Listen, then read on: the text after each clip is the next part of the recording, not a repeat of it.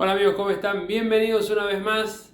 Vamos a resumir todo lo que ha dejado esta semana larga del Tour de France. Primera semana que ha completado ya 9 etapas con un sólido líder. Hasta acá, Tadej Pogačar. Bienvenidos a Infodolfo, bienvenidos nuevamente al canal. Bienvenidos a este video largo en el cual van a tener tiempo de sobra de dejar su like, de suscribirse y obviamente también de comentar. Por acá abajo pueden dejar su comentario, pueden coincidir, pueden contradecir, pueden quizás reclamar algo. Hay un montón de cosas que estamos publicando en el canal, que vamos viendo día por día y el canal obviamente sigue creciendo y quiero que cada vez seamos más los que estemos acá para charlar, para debatir, para compartir o para discrepar. Cualquiera de las opciones es válida. Vamos a empezar a resumir lo que viene pasando en este Tour de France. Realmente un Tour de France espectacular, en el cual ha pasado de todo, en el cual tenemos a un sólido líder como es Tadej Pogačar, tenemos a un Remco Evenepoel que viene haciendo una gran carrera hasta acá y que ya ha logrado la victoria, algo que tenía como primer objetivo, como objetivo de mínima. ¿Sí? El objetivo de máxima sabemos que es estar, ¿por qué no?, en el podio, o por lo menos estar en la pelea, y en este momento está, pero claro, van 9 etapas sobre un total de 21. Hay que tener en cuenta que todavía faltan unos cuantos días de competencia y queda mucha montaña todavía. Ya vamos a ir hablando de eso. Y además tenemos a un Jonas Vingegaard, ganador de las últimas 2 ediciones, que llegó con muchas dudas, que no se sabía cómo qué iba a pasar después de lo que fue aquella caída que tuvo en la Vuelta al País Vasco. Hasta acá 9 días, Jonas Vingegaard viene con un tilde muy grande, aprobado, aprobadísimo, resistiendo ataques, respondiendo y muy bien, estando en donde tiene que estar, controlando a quienes tiene que controlar y no dejando ir a nadie, o dejando ir a muy pocos, a gente que no le va a entorpecer el camino que está recorriendo de cara a la tercera semana, de cara a las etapas de montañas, que son las que a él le conviene, y de cara a ese tercer título que es su gran objetivo. Pero ese gran objetivo también lo tiene Tadej Pogačar. No solamente el tercer título en el Tour de France. Hasta acá los dos vienen con 2 victorias cada una. Sino que además hacer el doblete. Giro y Tour. Algo que no pasa desde la época de Marco Pantani. Pero antes de seguir con todo esto, los voy a volver a invitar a que se suscriban, a que dejen su like aquí en el video, en este video largo, pero también los voy a invitar a que recorran la galería de los shorts. Ahí en la galería de los shorts se van a encontrar con mucho material, día por día, etapas del Tour. A veces surgen algunas otras novedades y además estamos con el Giro de Italia Women, esta versión que ya está bajo la órbita de RCS y que ha empezado y que nos va a ir dando resultados día por día, que los van a ir viendo en el short. Acá no les voy a comentar nada. En unos días vamos a hacer seguramente video también del Giro de Italia para las damas. Primera etapa del Tour de France que empezó por primera vez en sus 111 años de historia en territorio italiano. Y empezó con victoria francesa, empezó con el triunfo de un Romain Bardet. Una etapa dura, una etapa con mucho desnivel, la que se recorrió entre Florencia y Rimini. Mucho desnivel para una primera etapa, el mayor desnivel de una primera etapa en la historia del Tour de France. La victoria para Romain Bardet, que atacó cuando faltaban, mejor dicho, 50 kilómetros para completar la etapa. Encontró en Frank Van den Broek, un joven compañero en el DSM, su gran ayudante y el hombre que se exprimió, se entregó para que Romain Bardet lograra en su última temporada como ciclista profesional el ansiado, el preciado y el deseado maillot amarillo. Así es, Romain Bardet ganó la primera etapa del Tour, hicieron el 1-2. Su compañero Frank Van den Broek le dio la victoria, seguramente por admiración, por contrato, porque puede haber habido una indicación de parte de la radio, pero fue muy bonito el gesto de Romain Bardet, reconociendo que la victoria se dio gracias a ese joven corredor que hizo realmente un carrerón ese primer día. Se llevó 2 premios, además de ser segundo, además de ser reconocido por su jefe de equipo, se llevó la camiseta verde, se llevó la camiseta blanca porque arrancó el evento más grande que tiene el ciclismo mundial, la vidriera más grande que tiene el ciclismo mundial, la arrancó como el mejor joven de la carrera, pero hizo una gran demostración. Y Romain Bardet se vistió de amarillo, cumplió seguramente el sueño que tienen todos los franceses que alguna vez se suben a una bicicleta. Pensémoslo así. Thibaut Pinot se retiró sin poder vestirse ni siquiera un día con la camiseta amarilla. Romain Bardet al menos cumplió con ese deseo. Estamos hablando de dos de los mejores corredores de los últimos años para Francia, para el país anfitrión, de los dos corredores que subieron al podio del Tour y que ilusionaron obviamente a todo su país, pero que no pudieron volver a estar metidos ahí en la pelea. De grande, ya en su última temporada, a Romain Bardet se le dio. Esa primera etapa nos mostró un cuadro preocupante. Un Mark Cavendish que se quedaba temprano en la etapa, que se lo veía muy mal, incluso vomitando en alguna parte de la etapa, descompuesto, con algún problema estomacal. Mal, se lo veía realmente muy mal a Mark Cavendish, que venía al Tour de Francia con un objetivo grande, que era lograr su victoria de etapa número 35 y con eso convertirse en el máximo ganador de etapas en el evento, desplazando al mítico Eddy Merckx, al menos en ese escalón, como ganador de etapas, de parciales. El Astana se quedaba todo prácticamente, creo que solamente Harold Tejada fue liberado para quedarse dentro del pelotón, pero el resto de los compañeros bajaron todos a trabajar y a aportar su granito de arena para que Mark Cavendish pudiera llegar dentro del límite de tiempo. Lo hizo y con eso se garantizó seguir en carrera.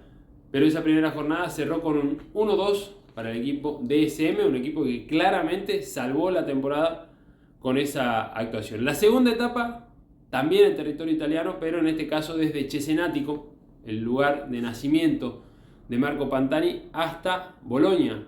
Un parcial interesante, con caminos por los cuales transita el Giro de la Emilia y la primera oportunidad para ver los movimientos de los hombres que iban pensando en la general, de ese póker, de ese quinteto si se quiere, porque está Pogačar, está Vingegaard, está Roglic, está Remco Evenepoel y lo podemos sumar a Carlitos Rodríguez, el hombre de niños. Si quieren 4, si quieren 5, si quieren, ustedes pueden sumar alguno más aquí en los comentarios, al tiempo que dejan su like y se pueden suscribir al canal también. Pero la fuga se llevó el protagonismo del día. ¿Sí? Un recorrido larguísimo y prácticamente una fuga que se hizo desde el kilómetro 0. Ahí estuvo Kevin Bouchelain, corredor francés, que terminó logrando la victoria. Su triunfo más importante es una joven promesa, un corredor con muchísimo talento. Se llevó su victoria en el Tour de Francia. Le dio su primera victoria en una grande al equipo Arkea, equipo que es World Tour desde hace algunas temporadas atrás. Y además logró algo que Francia no conseguía desde hacía 56 años, que es que dos corredores franceses ganen las etapas 1 y 2 del Tour de France, de su carrera. Pero, una aclaración, lo lograron en suelo italiano. Tuvieron que salir de Francia para poder hacer eso. La camiseta amarilla fue a parar a los hombros de Tadej Pogačar, ya desde esa segunda jornada, pero con Vingegaard, con Remco Evenepoel y con Richard Carapaz, todos igualados. También Primož Roglič había cedido un poquito el primer día, todos igualados en tiempo, ¿sí? Y a definir por los puestos. Se nos venía la tercera etapa, una tercera etapa plana, una tercera etapa para el sprint, la última etapa que iba a ser íntegramente en suelo italiano. Y la victoria fue para Biniam Girmay, el corredor eritreo. El corredor que viene del África profunda, del África negra, se quedó con el triunfo. Ya había ganado en el Giro de Italia hace algunas temporadas atrás, en 2022, cuando lamentablemente en el festejo el hombre del Intermarché se pegó con el corcho en el ojo y al día siguiente no pudo partir en la etapa. Esta vez no pasó nada. Alzó los brazos, festejó, sumó muchos puntos por la camiseta verde. Empezó con el pie derecho y le dio al Intermarché también la posibilidad de cierta forma, entre comillas, como se dice en la jerga, salvar el año. Pero vendrían muchas más cosas y todavía falta para que termine el Tour, así que ojo con lo que puede hacer Biniam Girmay, que hasta aquí viene muy bien. El otro que anduvo muy bien ese día fue Fernando Gaviria, después de unos cuantos años y de algunas temporadas en las cuales no le vienen saliendo las cosas del todo bien, terminó segundo en esa etapa, que fue la primera gran oportunidad para los sprinters en el Tour de Francia. Realmente una gran actuación para el corredor latinoamericano. Y aquí otro hecho histórico, pero en este caso para el continente del que estamos hablando y desde donde estamos grabando este video. Richard Carapaz se convirtió en el primer corredor ecuatoriano en vestirse de amarillo, se convirtió en líder del Tour de France, porque entró en el puesto 14 de la etapa. Tanto Evenepoel como Vingegaard como Pogačar llegaron detrás del puesto 40 y obviamente al sumar los puestos, la mejor performance acumulada la tenía Richard Carapaz y con eso le dio a Lièvre la posibilidad de vestirse de amarillo.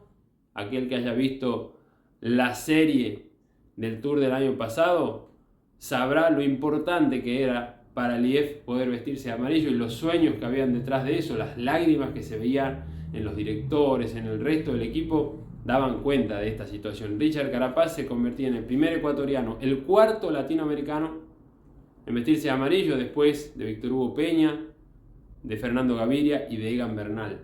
Y además se convertía en el 25º corredor en liderar las 3 grandes vueltas. Ya había sido líder en el Giro, en donde incluso ganó el trofeo Senza Fine. Ya había sido líder en la Vuelta y ahora se quedaba con la camiseta amarilla, la mítica camiseta amarilla del Tour de France. Pero además es el único corredor que además de estos 3 privilegios ha logrado un título, una medalla de oro en Juegos Olímpicos. Realmente una jornada histórica para el ciclismo latinoamericano y también para el ciclismo africano, lo hecho entre Piacenza y Torino. Llegamos a la etapa número 4, la primera jornada de montaña y el ascenso al Galibier, en donde quién más, sino Tadej Pogačar, lanzó su ataque.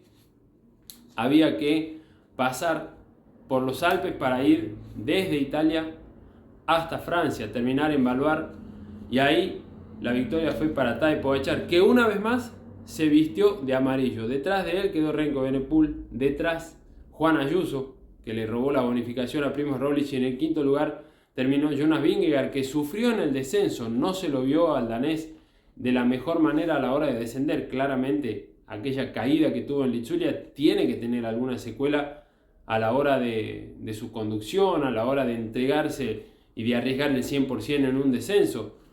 Habrá que ver cómo va avanzando a medida que pase la competencia. Hasta acá, después de 9 etapas, ha dado pasos agigantados y va de menor a mayor y cada vez se lo ve mejor a Jonas Vingegaard. Pero se lo ve muy bien por ahora a Tadej Pogačar, se lo ve muy bien por ahora a Remco Evenepoel y no se lo ve tan bien a Primož Roglic. Pero bueno, estamos hablando de un corredor un poco más veterano, con su expertise y que habrá que esperarlo. Era la primera vez que el Galibier se subía tan temprano en el Tour de Francia. Era la primera vez que un puerto fuera de categoría se encaraba en la etapa número 4 del evento. Realmente una locura, bien aprovechada por Tadej Pogačar, que desde esa jornada número 4 se mantiene vestido de amarillo. Llegamos a la 5ª jornada, nuevamente la oportunidad para los sprinters y acá nuevamente un día histórico. El primer día sufrió, se quedó, su equipo bajó a buscarlo, le dieron agua, lo arroparon, lo acompañaron, le hicieron el aguante, como decimos en Argentina, durante toda la etapa. A Mark Cavendish, que en la etapa número 5 alzó los brazos en meta y se convirtió en el dueño del récord al lograr su 35ª victoria de etapa en el Tour. Realmente impresionante lo hecho por Cavendish. La maniobra, si se quiere, estuvo muy al límite, no solo por lo de él, sino también por lo de Philipsen, que terminó ahí nomás. Un Philipsen que cuando Cavendish ganó por primera vez una etapa en el Tour en el 2008 tenía apenas 10 años.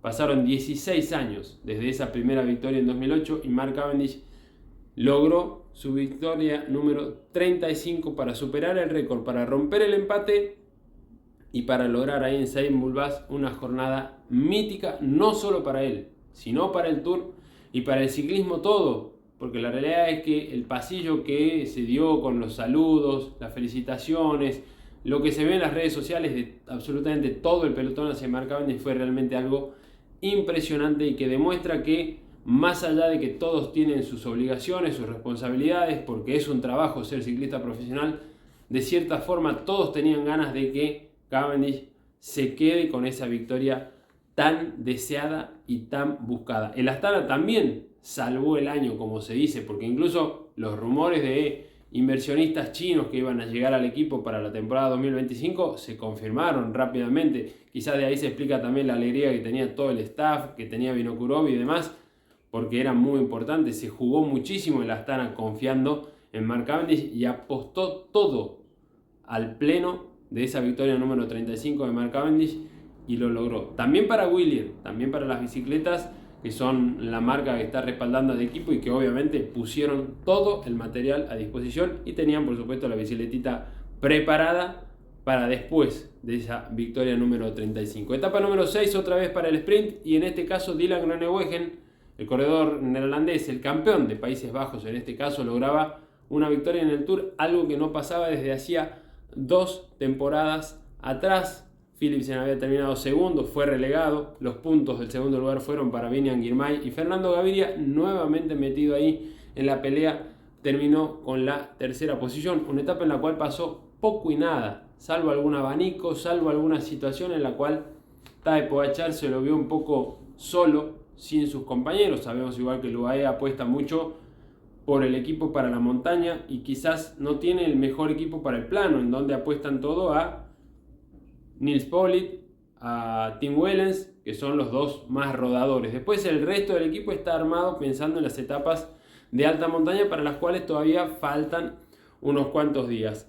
Jornada número 7, crono, 25 kilómetros de contrarreloj individual y el campeón del mundo, que no pudo lucir el arco iris, porque estamos hablando de Remco Evenepoel, que desde la segunda jornada viene vestido como el mejor joven del Tour de Francia, se quedó con la victoria. Le picó 12 segundos a un tal Tadej Pogačar y le picó un poquito más, 34 a Roglic y 37 a Vingegaard. La general se acomodó un poquito, Roglic había cedido ya incluso en la segunda jornada, en la cual todavía en el Red Bull Bora los liderazgos dentro del equipo no estaban muy claros, ¿no? Es como que Hindley estaba por la suya, es como que Blasov también estaba por la suya. Ya después en la etapa del Galibier, Roglic puso la cara y fue como que aclaró el panorama simplemente con las acciones en carrera, ¿no? Fue como que sus reacciones en carrera, lo que tenía que hacer cuando lo tenía que hacer lo hizo, entonces fue como que ya a partir de ahí el equipo se fue ordenando a rueda del corredor esloveno, que ya ganó la Vuelta en repetidas ocasiones y que también ha ganado el Giro y que obviamente viene al Tour con un objetivo claro.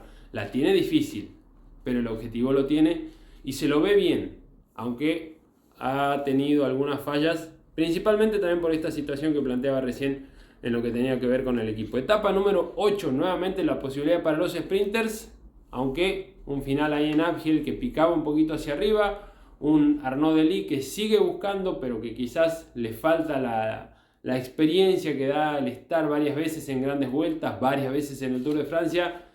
Eligió un carril por el cual se terminó enredando solo, porque quedó con Girmay a su izquierda, Philipsen a la derecha y obviamente ninguno de los dos lo iba a dejar pasar. En ese cuerpo a cuerpo, si se quiere, Biniam Girmay fue el más fuerte, ganó la pulseada, sumó muchos más puntos para seguir al frente de la camiseta verde, camiseta de la cual viene siendo el líder desde la jornada número 5 y que se le aclaró el panorama también, lo tiene a más de 100 puntos a Jasper Philipsen por el abandono de Mads Pedersen, un Mads Pedersen que se cayó el día que Mark Cavendish lograba su victoria número 35 por algunos de los movimientos que siguieron entre los que venían peleando la victoria, chocó con la valla, se salvó porque Axel Zingel lo saltó directamente, lo pueden ver por ahí en algunas de las cosas que ya están publicadas, pero igualmente el golpe en el hombro 2 días después no le permitió seguir en carrera al bueno de Mads Pedersen. Llegamos así con todas estas novedades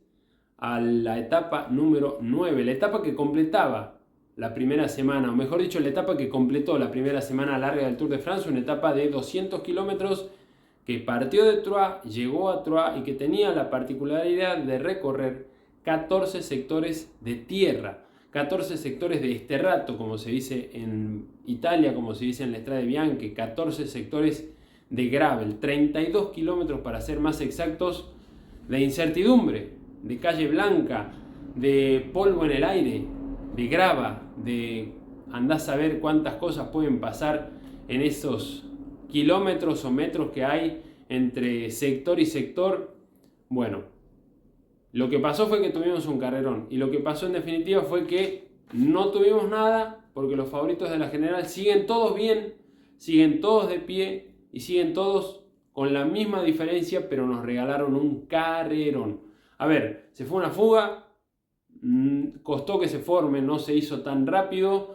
Después hubo un segundo grupo que quizás salió a destiempo. La fuga en algún momento se asustó porque le aparecieron un tal Tadej Pogačar, un tal Remco Evenepoel, un tal Jonas Vingegaard. Aparecieron en la fuga, tal como lo escuchan. Llegaron hasta la cabeza de carrera y levantaron el pie. Y la fuga se fue de nuevo. No me quiero imaginar el susto que se habrán llevado los corredores de la fuga después del trabajo que venían haciendo de que aparezcan estos tres monstruos metidos ahí, ¿no? Porque obviamente habrán pensado, bueno, ya está, se acabó la oportunidad, si estos tres ya los tenemos acá, todavía faltaba un rato largo de carrera. Tuvimos varias carreras en sí en esa etapa. La grava fue rompiendo el pelotón a medida que iban pasando cada uno de los 14 tramos. La fuga había hecho buena diferencia, pero nunca tuvo una diferencia de esas que vos decís se fueron y se fueron. Estuvieron más o menos cerca. Y después Tadej Pogačar empezó a mover la carrera, empezó a agitar las aguas, empezó a molestar, si se quiere, a tratar de sacar su ventaja. Remco Evenepoel se prendió, entró en el juego, empezó a trabajar con él. En algún momento lo agarraron mal parado a Vingegaard y le dieron entre los dos. Vingegaard llegó gracias a un gran trabajo de equipo, pero no dio relevos. Entonces decidieron quedarse, volver al pelotón, en donde se juntaron, por ejemplo, con un Roglic, que cuando las papas quemaron no tuvo con qué reaccionar en ningún momento de la carrera. En otro momento, la situación fue al revés. Atacó Pogačar, de nuevo, fue el más insistente, fue el que más veces se movió, fue el que más veces lo intentó, quizás hasta con desesperación por tratar de abrir un poco más de margen. Tiene 1 minuto 15 de ventaja sobre Jonas Vingegaard, pero se lo vio muy inquieto, con ganas de definir, de rematar rápidamente el Tour, y hasta acá no le viene saliendo lo que él está planteando. No sé en cuánto lo favorece o en cuánto lo perjudica ese apuro, pero la realidad es lo que tenemos para analizar. En algún momento el ataque volvió a ser de Pogačar, respondió nuevamente el Visma con un Christophe Laporte que estuvo muy bien, con un Wout van Aert que hizo un gran trabajo, con un Matteo Jorgensen que se entregó, que se exprimió al 100%, con un Tratnik que cuando se complicó la cosa para Vingegaard le entregó su bicicleta. Vingegaard pinchó 2 veces en los distintos sectores de grava. Tratnik le entrega su bicicleta y con eso lo salva, porque si bien quedaban 100 kilómetros, nunca hubo una bicicleta de repuesto para Jonas Vingegaard. Es cierto que era complicado, que los vehículos de la caravana no podían pasar por todos lados, pero nunca hubo cambio de bicicleta para Jonas Vingegaard, que hizo la mitad de la etapa con la bicicleta de Jan Tratnik. Y la hizo muy bien. En algún momento, como les decía, lo agarraron mal parado a Remco, pero Vingegaard tampoco quiso darle relevos a Tadej Pogačar. Claramente, para Vingegaard lo único que vale es la victoria, pero claramente también demostró que el único rival al que considera peligroso, es a Tadej Pogačar. No le importó que estuviera quedándose Roglic, no le importó cuando distanciaron a Evenepoel, no le importó que Carlos Rodríguez tampoco respondiera en ningún momento, simplemente se preocupó por Tadej Pogačar. Hubo muchas declaraciones post etapa que se mezclaron, ¿no? Porque Remco acusó de que uno no tuvo la valentía suficiente, no lo dijo con esa elegancia. El Visma corrió a defenderse. Vingegaard declaró que estaba satisfecho con lo que venía haciendo durante estos primeros días de competencia. El festejo de los hombres del Visma en meta al completar la etapa da para pensar que realmente pueden venir cosas mejores y más interesantes para ellos de cara a lo que queda de carrera. La victoria de la etapa número 9 fue para Anthony Turgis, el corredor francés del Total Energies, un Total Energies que hasta hace unos días parecía que había venido al Tour de Francia de vacaciones o simplemente para dar la vuelta, pero se lleva ya una victoria de etapa con Anthony Turgis. Y estamos hablando de un Total Energies que es totalmente opuesto, totalmente distinto, totalmente diferente al Total Energies que conocimos con Peter Sagan, ¿no? Un Peter Sagan que hace unos días atrás en Eslovaquia, en su país natal, decidió dejar totalmente el ciclismo, pero que cuando él se fue del Total Energies, hubo muchas cosas que se fueron de ese Total Energies. Por eso vale muchísimo más también la victoria conseguida por Anthony Turgis en esta etapa número 9 del Tour de France, que inició en Troyes y que finalizó en Troyes. El que salva el día es Roglic, porque nunca pudo responder, porque nunca pudo estar en donde estuvo Pogačar, en donde estuvo Vingegaard, en donde estuvo Remco Evenepoel, pero termina la jornada y termina estos primeros 9 días de carrera cediendo 1 minuto 36 respecto de Poggi y 21 segundos detrás de Jonas Vingegaard, que por ahora completa el podio. La general lo tiene a Pogačar al frente, a 33 segundos está Remco Evenepoel, a 1.15 está Vingegaard y a 1.36 se encuentra Primož Roglic. Así vamos a empezar la segunda semana del Tour, que arranca con una etapa plana. Después nos vamos a meter en una jornada de montaña, pero con final otra vez en llano. Una nueva oportunidad para los sprinters, en este caso por 2, en las etapas 12 y 13. Etapa número 13 que llega a la localidad de Pau, y sabemos que cuando llegamos a la localidad de Pau, para algún lado vamos a tener montaña. Eso va a ser en la etapa número 14. Vamos a ir desde Pau hasta Pla d'Adet. Etapa de montaña con final en alto. Hay que pasar por el Tourmalet, por Dansizan y llegar hasta la cima del Pla d'Adet. Eso va a ser el sábado. Y el domingo tenemos una nueva jornada de montaña, la etapa número 15, que va a llegar hasta el Plateau de Biel. Otro final en alto y una jornada muy complicada con casi 5.000 metros de desnivel acumulado. Se pasa por Peresur, se pasa por Menté, se pasa por Portet d'Aspet, se pasa por Col d'Agnès y se llega al Plateau de Biel, puerto fuera de categoría. Tenemos 4 puertos de primera y un puerto fuera de categoría. Una jornada que va a ser durísima y que va a dejar a todo el pelotón con ganas de llegar al día de descanso. Día de descanso para el pelotón, día de descanso para el Tour, y un Tour que está ahí, que nos mantiene a todos en vilo, porque los mejores de los mejores están presentes y los mejores de los mejores están en carrera. Hemos tenido solamente 3 abandonos después de 9 días de competencia, y los que se sabía que iban a estar en la pelea están ahí. Segundos más, segundos menos, pero son los mejores 4 de la clasificación general del Tour, que todavía tiene muchísimo para ver, y ustedes lo van a poder seguir disfrutando aquí en Infodolfo. A suscribirse, a dejar su like y a dejar su comentario, para que cada vez seamos más, para que cada vez lleguemos más lejos, y obviamente en unos días seguimos hablando del Tour, porque hay mucho para analizar todavía. Gracias a todos por estar ahí del otro lado.